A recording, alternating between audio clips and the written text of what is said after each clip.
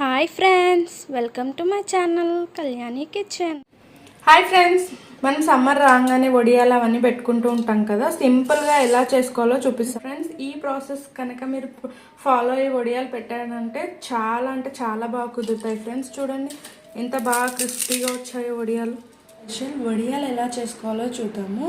అది కూడా మనం గిర్నీకి వెళ్ళి పిండి పట్టించుకునే పని లేకుండా ఇంట్లోనే ఈజీగా ఎలా చేసుకోవాలో చూద్దాం ఫ్రెండ్స్.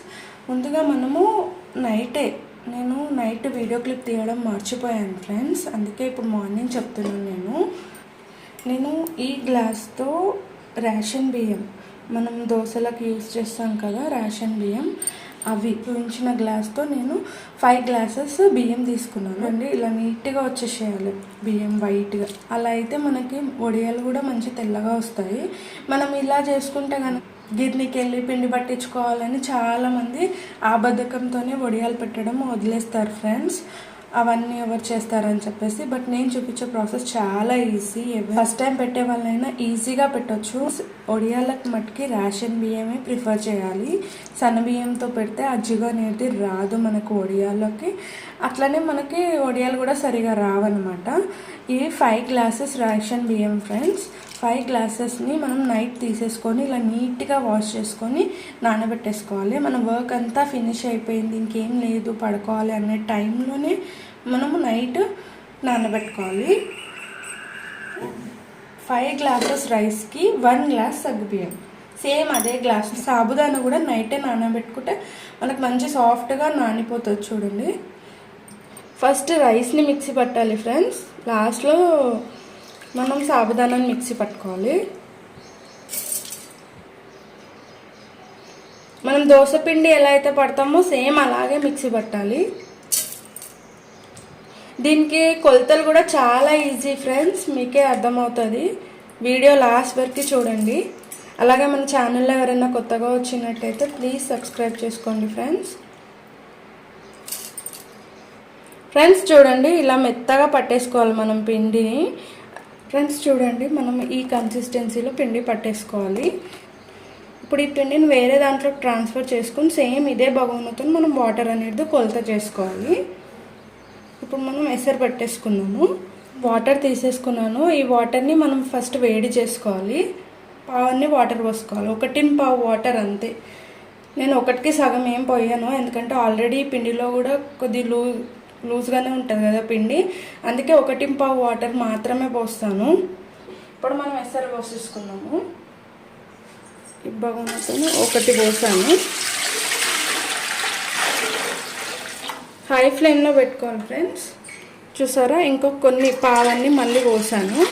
సాల్ట్ ఇంకా నువ్వులు తప్ప జీలకర్ర మాత్రం అస్సలు వేసుకోవద్దు. జీలకర్ర వేసుకోవడం వల్ల ఏమవుతుందంటే కలర్ అనేది మారిపోతుంది, వాటర్ది ఎల్లో కలర్ వచ్చేస్తుంది. జీలకర్ర కలర్ అనేది రిలీజ్ చేస్తుంది కదా ఫ్రెండ్స్, మనకి కొద్ది ఎల్లోయిష్ కలర్ అవుతుంది మనం హాట్ వాటర్లో వేస్తే. అందుకే జీలకర్ర ఇప్పుడు వేయొద్దు. మనం ఎప్పుడైతే వడియాలు వేసుకుంటామో అప్పుడే ఇన్స్టెంట్గా వేసి కలిపేసుకొని అప్పటికప్పుడు వడియాలు పెట్టేసుకోవాలి మనము. ఇది చిన్న టీ స్పూన్తో నేను 4 టీ స్పూన్స్ వేస్తున్నాను. ఒకసారి సాల్ట్ చెక్ చేసుకొని మళ్ళీ వేసుకోవచ్చు, బట్ ఒకేసారి వేయకండి.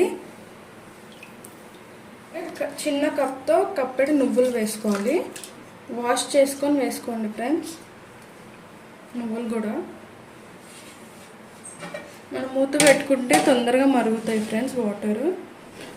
వాటర్ బాయిల్ అవుతున్నాయి కదా, మనం పిండిని ఒకసారి మిక్స్ చేసేసుకొని యాడ్ చేసుకోవాలి. దీనికి ఏం ఉండలు కడుతుందన్న భయం అవసరం లేదు ఫ్రెండ్స్. కొద్దిగా సిమ్లో పెట్టేసి పిండిని యాడ్ చేసేసుకోవాలి మిక్స్ చేసుకుంటూ.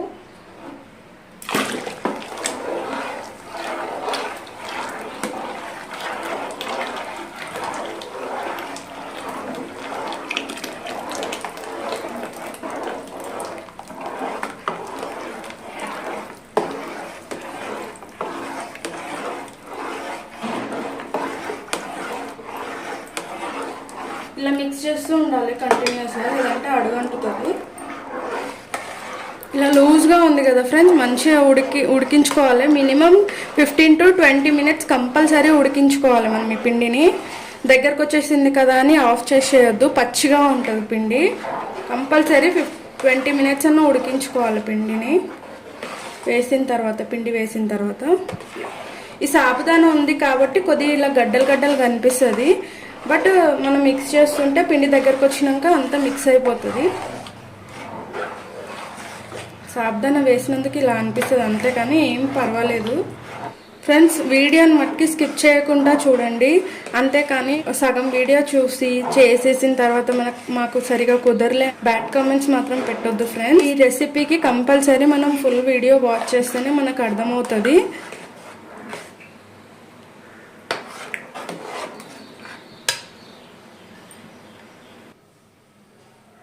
ఫ్రెండ్స్ చూడండి, మనము పిండి వేసుకున్న తర్వాత 10 మినిట్స్కి ఇలా గట్టిగా అయిపోతుంది. పిండి వేసుకున్న తర్వాత మనం మిక్స్ చేసుకుంటూ ఉంటే చూసారా ఎంత మంచిగా క్రీమీ టెక్స్చర్ వచ్చేసిందో. మనకి ఈ కన్సిస్టెన్సీ ఉండాలి ఫ్రెండ్స్ కంపల్సరీ వడియాలకి. ఇంతకన్నా కొంచెం ఇంకా చల్లారినాక ఇంకొద్దిగా గట్టిగా అవుతుంది.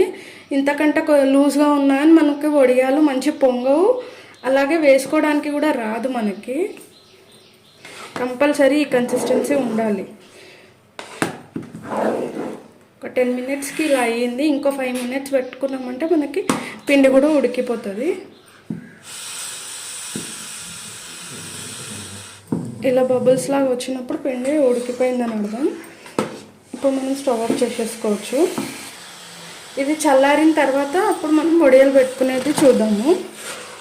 కొద్దిగా గోరువెచ్చగా అయిన తర్వాత దీంట్లోనే జీలకర్ర కొద్దిగా యాడ్ చేసుకొని మిక్స్ చేసేసుకున్నాను నేను. అలాగే సాల్ట్ కూడా చెక్ చేసుకోండి. ఇప్పుడు మనం ఈ పిండిని ఇలా స్టఫ్ చేసుకొని వడియాలు పెట్టేసుకోవడమే.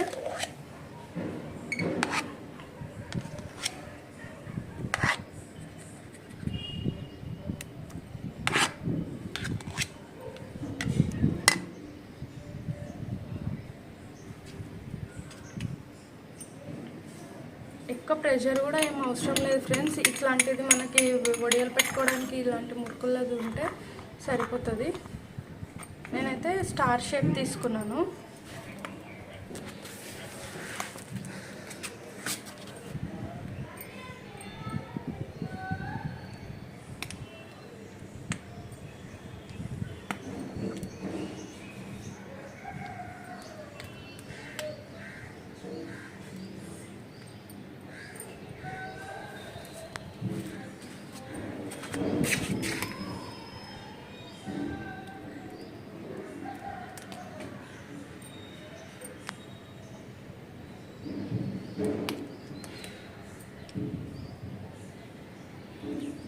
ఇలానే అన్నీ పెట్టేసుకోవాలి ఫ్రెండ్స్. చూడండి, వడియాలు అయితే మొత్తం పెట్టేశాను నేను. పిండి అంతా ఫినిష్ అయిపోయింది. వడియాలు పెట్టడం మాత్రం అయిపోయింది. ఎండిన తర్వాత చూపిస్తాను ఫ్రెండ్స్. చూడండి ఎంత బాగా ఎండిపోయినాయో వడియాలు. మనం మార్నింగ్ పెట్టుకున్నాం కదా, నేను మళ్ళీ ఇంకో 1 డే, ఇది 2nd డే అనమాట. చూడండి మంచి డ్రై అయిపోయినాయి మనకి. ఇలా డ్రై అవుతేనే మనకి 1 ఇయర్ వరకు మంచిగా ఉంటాయి నిలవ. ఇప్పుడు మనం ఒకసారి ఇవి వేయించుకొని చూద్దాము ఫ్రెండ్స్. ఆయిల్ పెట్టేశాను నేను. మనం ఒకసారి డీప్ ఫ్రై చేసి ఫ్రెండ్స్ వేసుకుందాము, చూద్దాము ఎలా వస్తున్నాయి వడియాలు మనకి. చూడండి ఫ్రెండ్స్ ఎంత బాగా పొంగుతున్నాయో. ఒక్కసారి నేను చూపించిన పద్ధతిలో కూడా ట్రై చేసి చూడండి ఫ్రెండ్స్. వడియాలు చాలా అంటే చాలా బాగా పొంగుతాయి.